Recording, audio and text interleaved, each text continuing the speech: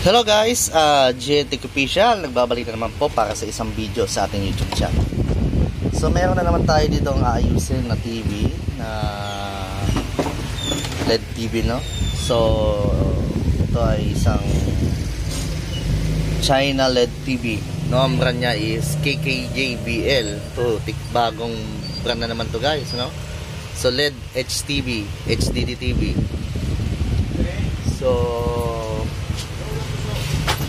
So ang problema niya guys, so ano pala ito guys, ilang 40 inches na LED TV, no?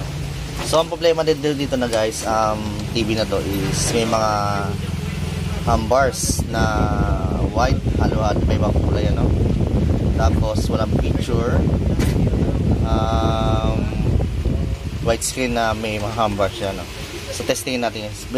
Binuksan ko na po siya kasi gusto kong makita yung pinaka top board niya, saka kung meron siyang tikon. So meron siyang tikon, ano guys. Saksak natin, tingnan natin ang problema nito. So yan.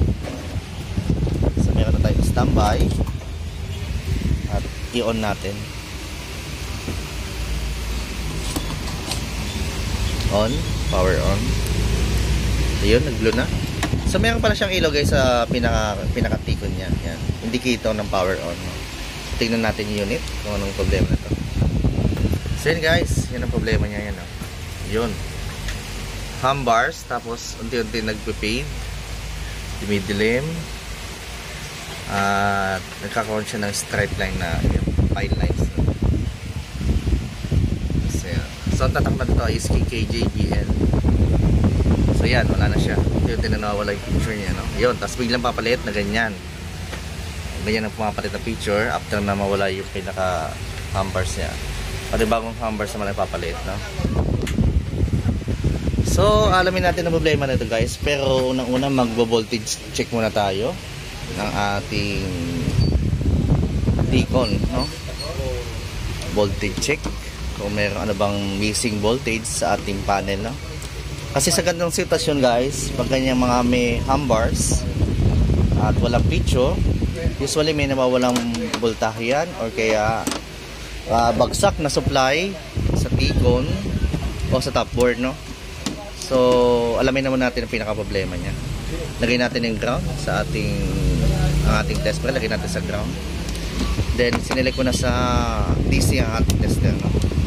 So pasensya na guys sa tester ko guys, luma na, no? Pero accurate pa naman to guys kahit paano.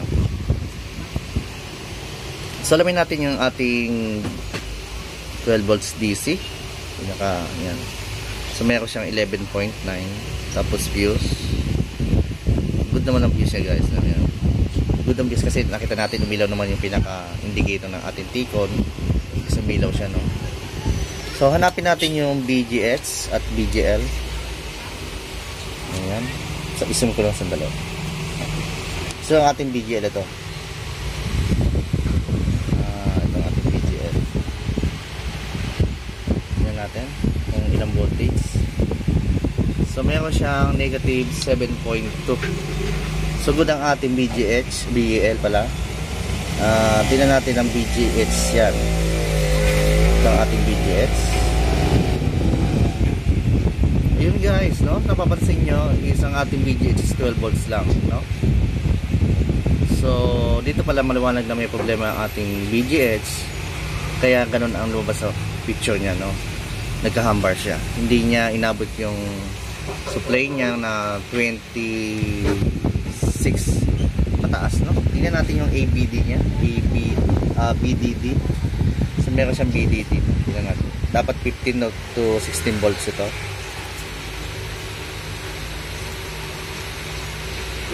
Ayan. So yun guys, good ang kanyang BDD.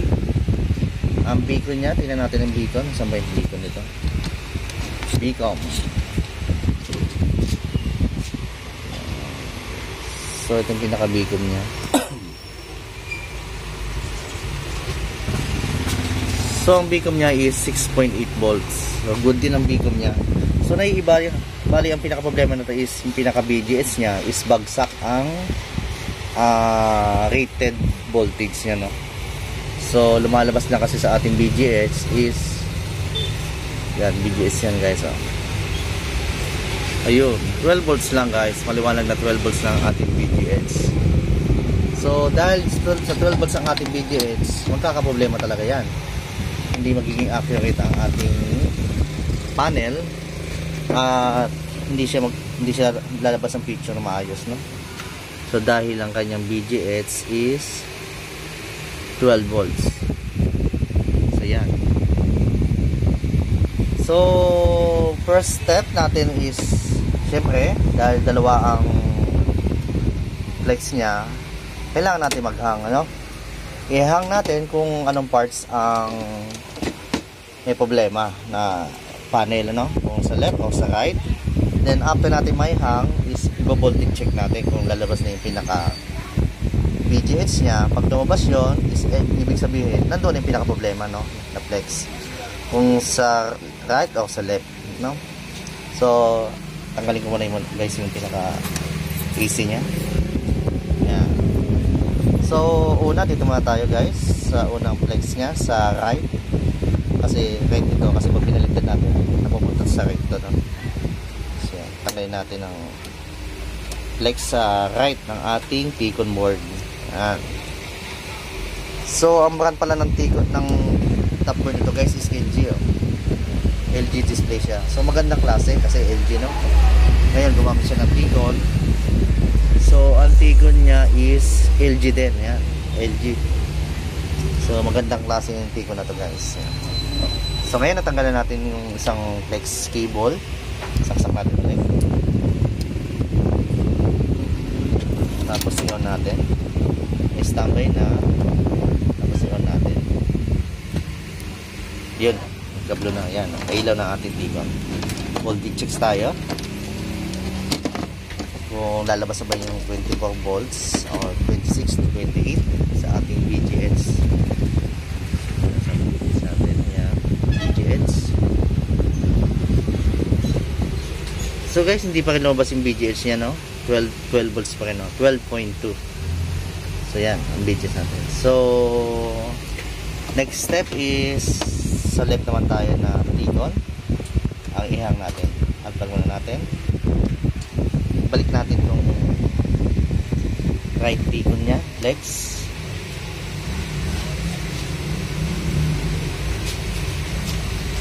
Pag ganun guys kasi 12 volts, ganoon pa rin ang sistema niya. Wala siyang picture.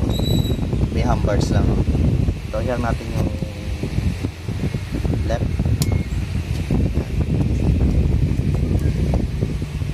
Then plug natin.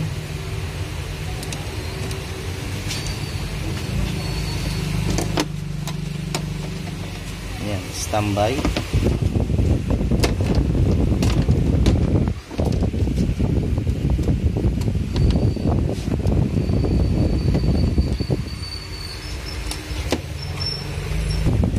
Same guys, naka-standby na siya. Tingnan natin, on natin. Ayan. Okay na ating T-con. Then observe natin yung BGH niya, no? Kung lalabas na siya ng maglalabas na siya ng 24 or 25. So yan, BGH. Ayun, guys, lumabas na yung kanyang 25 volts, no?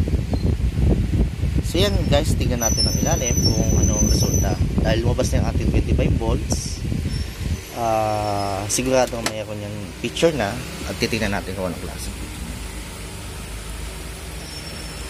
Yun guys, meron na siya guys, you know. Yan. Meron na siyang picture, no? Yan. So yung kalahati niya is white. So madaling salita guys, may problema ang kanyang left panel, no? Itong pinaka top board niya, pinaka panel natin is nasa left ang problema.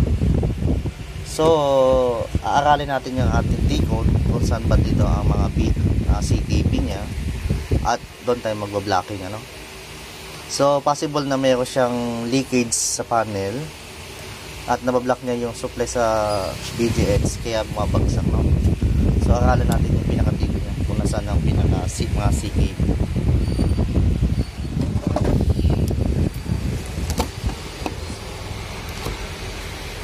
So ngayon guys, makikita natin dito yung ating T-Con is yan, meron siyang CKB1 hanggang CKB6, no? O CKB6 ba yan? Then meron siyang add even, no? Add even. At meron pa siya ibang mga voltahe na supply sa ating T-Con, no? May BDD, may BZO, may BDD. Tapos may BSD siya, no guys. So connected niya sa kabila dito. Yan. So yung mga pin na yun guys, yan yung kadugtong ng ating CKB dito sa kabila. So ito yun, no? Yan. So meron sa pin na 1, 2, 3, 4, 5, 6, 7, 8, 9, 10, 11 1, 2, 3, 4, 5, 6, 7, 8, 9, 10, 11 pin. Dito sa ating sa kabila is CKB1 hanggang BSD is 1, 2, 3, 4, 5, 6, 7, 8, 9 lang siya, pero sasama na natin yung iba, yung dalawa dyan sasama natin, ay tatlo para maging 11 pin. Sasama na natin sa blocking yan. Dito sa kabila kasi iba yan, kaya hindi pwede dito. I-analyze muna natin pinaka mga CKB nya para makita natin tama ang ating magiging blocking. So hanap na tayo ng papel. Dito tayo na natin siyang i-block dito, no? So pause ko na sandali guys. So guys, meron na tayo ditong kapirasong papel. So kung titingnan natin ito, ang mabablock nito is nasa 11 pin. So makikita nyo guys, ano? 11 pin ang mabablock niya. Yan. So yung 11 pin niya dito, isaktong-saktong blocking niya. Hindi ako gumagamit kasi guys ng tape, ano? Kasi madumi yun. Madumi sa flex. Kasi pag hindi mo nakuha yung patama ng blocking, tatanggalin mo na naman yung tape. At pag tinanggal mo yung tape, nagkakaroon siya ng malagkit, no, sa flex natin. Ang nangyayari doon is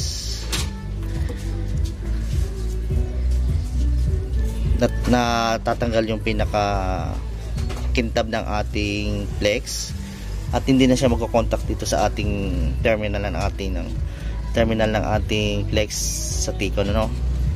So yun guys, ayan, no, 11 pins ang na-block niya at ipapasok na natin to, no.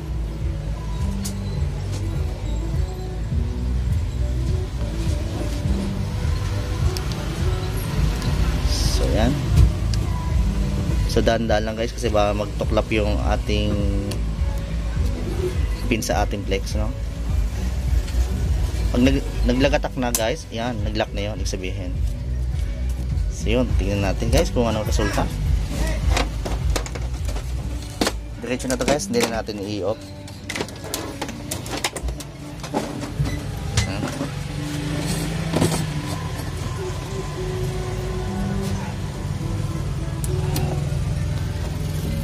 Standby na. Tingnan natin. Wait tayo ng 5 seconds bago yun. Yun. So may ilan ang ating T-Con. Tingnan natin guys kung ano resulta. Ayun. Okay na. Diba? Bingo. Nahuli natin ang problema. So malinaw siya guys. Wala siyang fine lines. Yan. So malinis na malinis ang ating unit. So yan. So ganun kadali lang guys ang pag-ayos ito. Kung basta i-analyze nyo muna yung pinaka-problema ng unit, ano? Kung some part may problema. Yan. So yun guys, good na.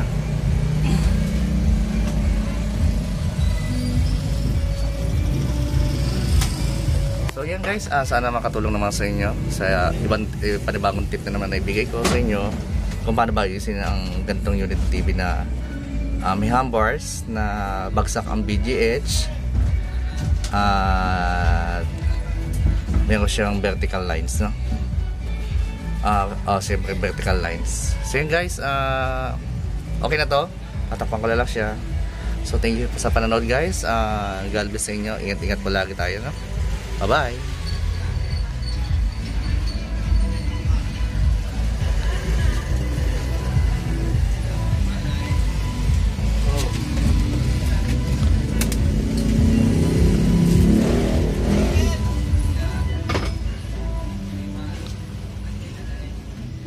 So yun guys, ito na yung ating sa TV na JKK JBL, no? So yan.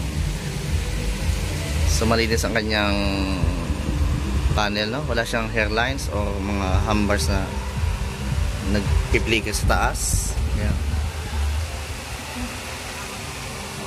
So try natin mag-play.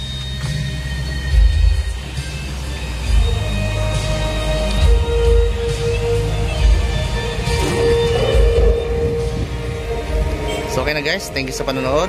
JTech Official, nagbabalik sa ating YouTube channel, no?